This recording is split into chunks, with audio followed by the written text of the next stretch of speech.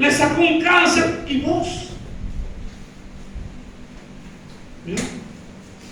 Yo digo, vivimos de testimonio prestado. Parece que ese Dios tan poderoso en tu vida nunca hace nada. Pero Dios quiere hacer algo en tu vida. Mire, una tarde, ya los hermanos lo conocen, ¿no? Los hermanos de la iglesia nuestra. Pero Dios me hablaba que les cuente en ese Dios que yo creo. Una tarde, el 27 de octubre del 2015, ¿no es cierto? Estábamos con mi esposa en el hospital Castel, sacándole una radiografía, y ahí dice ella, porque yo no me acuerdo de nada, que yo le dije, voy a descansar un cachito, o voy a dormir un cachito en el hombro de ella.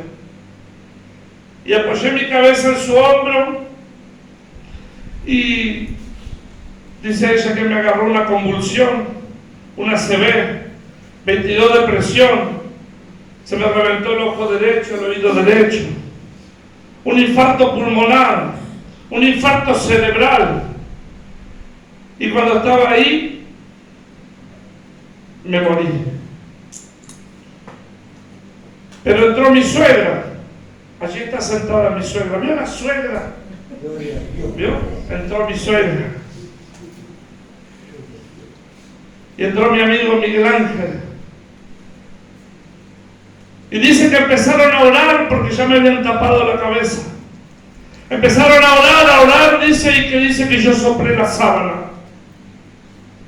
Y ahí los médicos empezaron a tratar nuevamente mi vida. Se me había trabado un coágulo en el cerebro y 10 coágulos en el pulmón derecho. Para la ciencia, con un coágulo de sangre cualquier ser humano se muere, pero no los hijos de Dios. ¿Cuántos lo creen? ¿Y por qué no le dan un aplauso al Señor?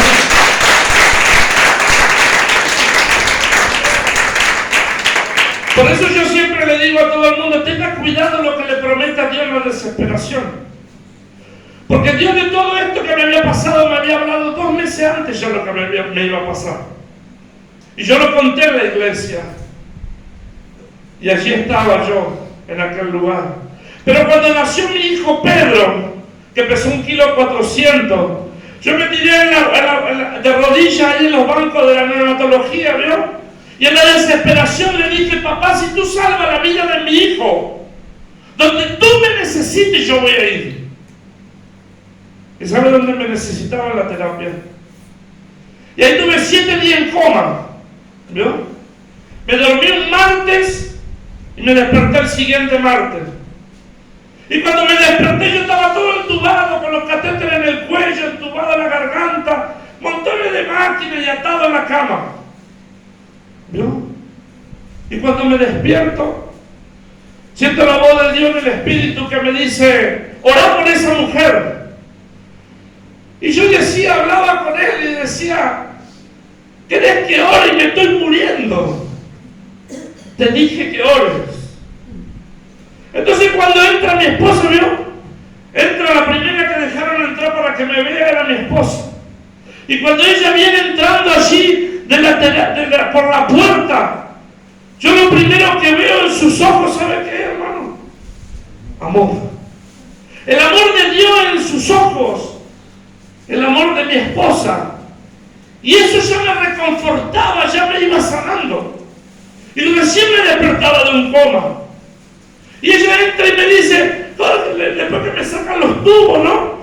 Me dice, le digo, ¿sabes que tenemos que orar por esa mujer que está ahí? Y me dice ella, dejate de hinchar, Jorge, vos siempre orando, que esto por lo... Dejate de hinchar. Dios me dijo que oremos. Y esa mujer al otro día a la mañana, a la noche la iban a desconectar. ¿Y sabe lo que pasó? Le pido gasas a la enfermera y la unjo, ¿vio? Y todos se me reían porque veo cuando te sacan el tubo de oxígeno, vos quedás con una voz finita. ¿No? Y llamaban al psiquiatra por las cosas que yo hacía. Y yo abrí los ojos y tenía 2 psiquiatras parados ahí, pensaban que estaba loco. Le digo a mi esposa, andé y tirale a esa mujer esa gasa, que oramos. Y sabe que el otro día a las 9 de la mañana esa paraguaya, una mujer paraguaya, estaba tomando mate cocido con pan en la terapia. Y yo seguía allá adentro. Y esa mujer se iba a la sala. Y sabe que había una mujer de 23 años enfrente a mi cama que tenía un virus hospitalario, le había ganado neumonía. 23 años tenía, ¿no?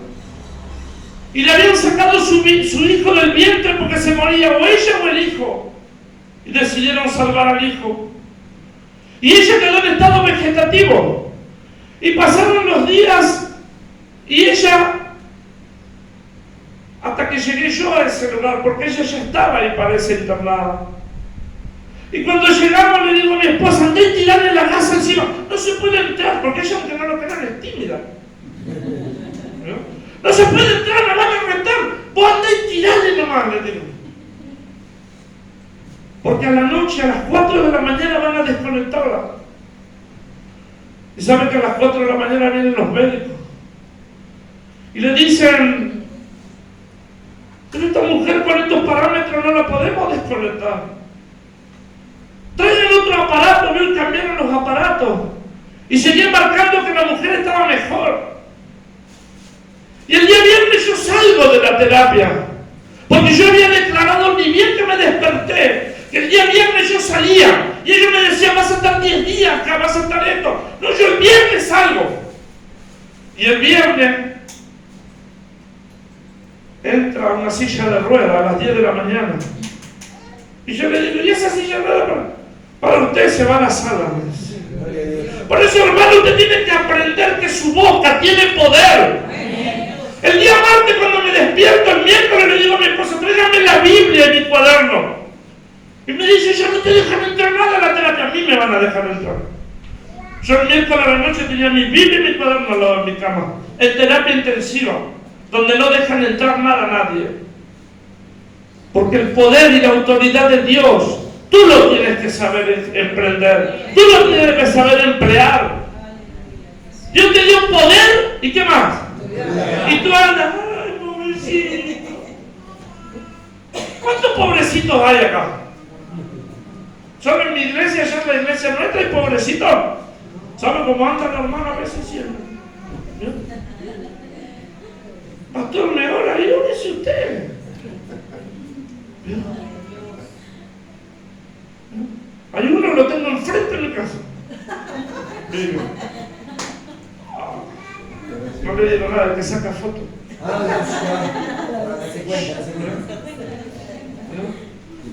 Cuando me llama me dice, Jorge, ¿puedo cruzar un cachito a hablar con vos? Pero ¿sabe qué? Dios está con nosotros, hermano. ¿Usted siente que Dios está con usted? ¿Usted siente que a Dios lo tiene que llevar a todas partes? No, yo lo dejo adentro de la iglesia. Porque si lo llevo conmigo vas a ver las cosas que hago. Perdón. Yo camino mucho. En el único lado que camino es en el púlpito. ¿Sabe qué, hermano? Después de 21 días que oramos por esa joven. Porque ¿saben cuál es lo mejor que Dios me ha dado, hermano? A mí en mi vida. Que yo oro por alguien y yo después le dejo todo para Dios. Si Dios quiere hacer el milagro, no lo quiere hacer, es su problema. Pero yo no me llevo esa carga. Tenemos que aprender, hermano, a que Dios es el Dios, y Señor, y Señor, y Rey de Reyes, y Señor de Señor. Tenemos que aprender que Él hace lo que Él quiere con nuestras vidas y con su vida y con la vida de las personas que nosotros oramos. Muchas veces, ¿saben por qué no pasan los milagros? Porque nos creemos que somos Dios. Nos creemos que somos más importantes los que predicamos, los evangelistas, los que oramos, que Dios. Y aquí lo más importante es Él. El único, el Redentor. Y ¿sabes qué? Después de 21 días mi señora me llevaba en la silla de ruedas allí en el hospital y yo iba re drogado, ¿vio? Porque me daban 9 pastillas, ¿vio? Para que no me entre en coma de nuevo, para que no me pase, porque no sabían lo que tenía, ¿vio? Y yo iba así y sale del ascensor un hombre y le dice a mi esposa, ¿él es Jorge? Sí, le dice ella. Gracias, Jorge. Y yo lo miro a mi esposa y le digo, ¿este quién es? Le digo. Él es el padre de la chica que volaste adentro de la terapia. ¿Y qué pasó? Le digo.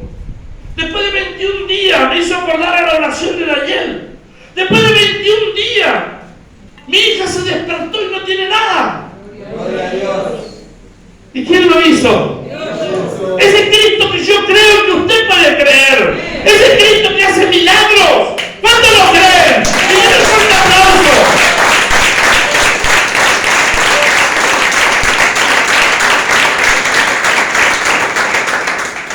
Ese Cristo que un día derramó amor en mi vida.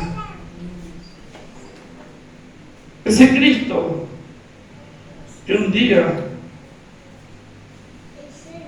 se acordó de mí. Porque ¿saben qué? Estuvimos en otra iglesia con mi esposa sirviendo durante 17 años en Carcova, Avenida Central al fondo. Ahí construimos una iglesia muy grande. Y saben que cuando íbamos con mi esposa siempre íbamos, teníamos a Luquita hoy tiene 23 años, Luca va a cumplir, pero tenía 5 años, 4 años, y él veía todo como yo maltrataba a mi esposa. Y saben que yo ya predicaba la palabra. Y mi esposa ministraba la alabanza. Pero saben que 2 cuadras antes de llegar a la iglesia ella se tenía que sacar las lágrimas. Porque la porquería que está aquí siempre la maltrataba. La maltrataba verbalmente, nunca le pegué, pero siempre le hice pasar vergüenza delante de toda la gente. Hasta que un día llegó mi hijo de 6 años, Luquita, ¿vio? Y en casa cuando llegamos ella lloraba y yo enojado, ya nos peleábamos. Y me dice Luquita, papá, ¿qué? ¿Por qué no haces en casa lo que decís en la iglesia? Y se fue a jugar. Y yo lo único que hice fue ponerme a llorar. Y ahí el Dios empezó a tratar mi vida, hermano. Ahí Dios empecé a tener ese encuentro personal con Dios. Mire, desde los 3 años que conozco a Dios. Pero nunca había conocido a Jesucristo. Y ese día que conocí a Jesucristo, yo sentía en mi vida que Dios derramó amor. A través de mi hijo de 6 años. Y saben cómo es la circunstancia, las cosas de la vida, ¿no? Yo creo que a él también le llegó ese amor. Porque él tiene 22 años y sabe que él, todos los días de su vida, él me abraza o donde está o me llama por teléfono y me dice, papá, te amo.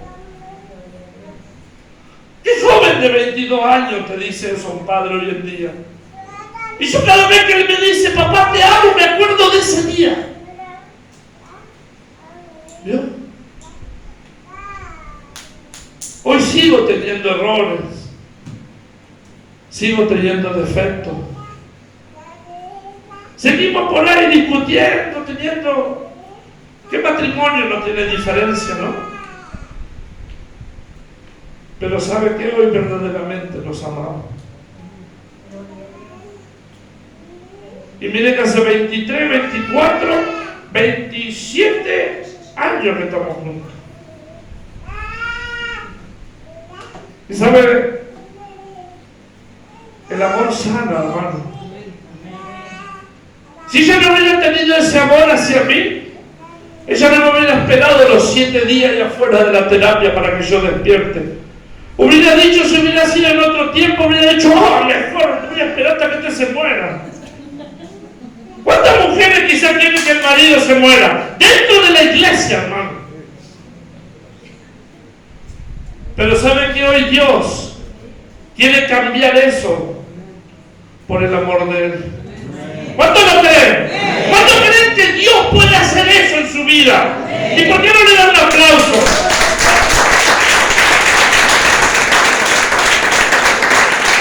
Mira, hermano, busca Primera de Corintios 13. El pastor me dijo que predique con libertad, ¿eh? Así que si a alguno le duele, arréglense con el pastor.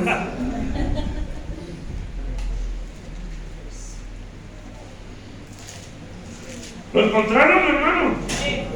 Es una palabra muy conocida.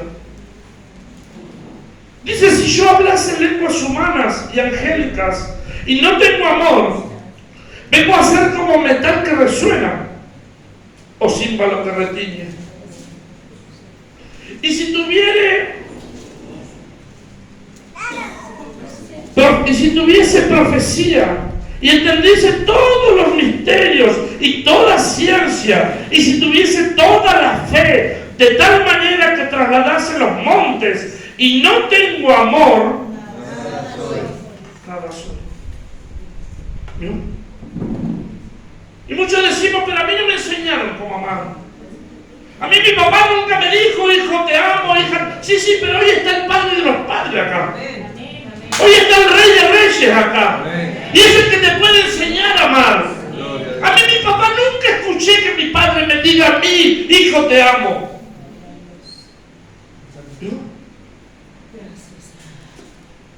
A mí nadie me enseñó. ¿A usted le enseñaron a ser un marido ejemplar? ¿A ustedes le enseñaron a ser una mujer ejemplar? Solamente esto se aprende con el correr de la vida. Pero ¿sabe qué pasa, hermano? El mundo está corrompido. Entonces todo lo que aprendemos en el mundo es golpear. Si te llevas mal en el matrimonio, buscate otra, buscate otro. Eso te va a decir tu amigo, porque ahí vas a buscar la respuesta. Y los jóvenes de hoy en día te dicen, y bueno, fumate un porrito y olvídate. Pero mañana el problema sigue estando. Yo llegó un momento que no quería volver más a mi casa. Porque cada vez que pasaba la puerta de mi casa peleábamos. Pero sin embargo la amaba a mi esposa. Y ese es el problema, hermano. Porque el amor ese era un amor del mundo, un amor fingido, un amor que no tenía sentido, porque nos creíamos sabios en nuestros propios pensamientos. ¿No ves que te dice que si no tienes amor, eres como címbalo? ¿Viste que a veces hace chiste y nadie se ríe? ¿Veo? A veces hablas y nadie te escucha. Y te dicen, sí. Pero nadie te escuchó.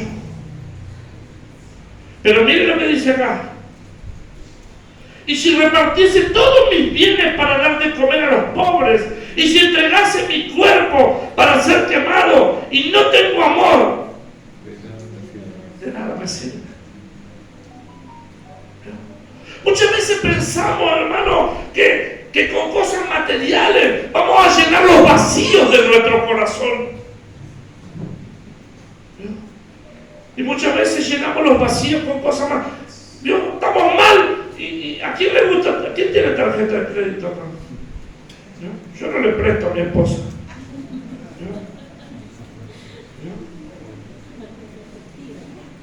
Porque a veces estamos mal y queremos ir a llenar los vacíos comprando ropa, gastando dinero, y después llegamos a nuestro hogar y el problema sigue estando. Y se aumentó porque ahora encima tenemos deuda. ¿Vio? Pero ¿saben que llega un momento que cuando permitimos que el amor de Dios entre en nuestra vida? Y siempre decimos, yo le decía, la culpa la tenés vos. ¿Usted no le dice, la culpa la tenés vos? ¿Vio? Y eso ya viene de la creación. Donde Adán le dijo, ¿y la mujer que tú me diste?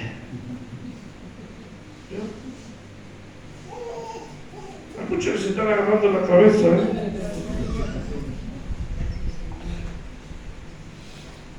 Y miren lo que dice en el 4. Dice, el amor es sufrido, es benigno. El amor no tiene envidia. ¿Cuánto envidioso hay acá? Si usted dice, yo amo a mi esposa, o la esposa dice, yo amo a mi esposo, pero le tengo envidia. ¿Sabe cuántos matrimonios hay que se tienen envidia? ¿No? Ahí no hay amor. Mire lo que dice acá. El amor no es jactancioso, no se envanece, no hace nada indebido, no busca lo suyo, no se irrita, no guarda rencor. No, me la vas a pagar, Usted me la va a pagar, pastor, Claro, porque me puso acá adelante, Y sabe que yo le dije a Dios ahí cuando estaba orando, le dije, yo solo abriré mi boca y tú la llenarás de palabras. Debemos aprender, hermano, a solo abrir nuestra boca y Él llenará de palabras nuestra boca, porque Él es el encargado de ministrar al pueblo. No somos nosotros. Nosotros debemos dejar que el Espíritu Santo fluya, hermano. Así como dice ese corito, dice que Pedro, ¿cómo andaba? ¿Entre medio de qué, no? Pero no era Pedro. ¿Qué era? ¿Era la sombra de Pedro? Era el espíritu de Pedro. Y ese espíritu pertenecía a Jehová de los ejércitos, a ese que todo lo puede, a ese que todo lo soporta. ¿Saben qué, hermano? Muchas veces decimos, ya Dios está cansado de tantas veces que le pedí perdón. Pero no te canses de pedirle perdón a Dios. Amén. No te canses de cada vez volver a sus pies. No te canses. Porque Dios siempre te está esperando para recibirte. Muchas veces nos cansamos del Evangelio. ¿Saben por qué, hermano? Porque tomamos el Evangelio como una religión. Y el Evangelio no es una religión, es un encuentro personal con Jesucristo. Amén. Porque su palabra dice, si no conocerás al Hijo, nunca vas a ver al Padre. ¿Cuántos lo creen? Amén. Entonces debemos conocer a Jesucristo.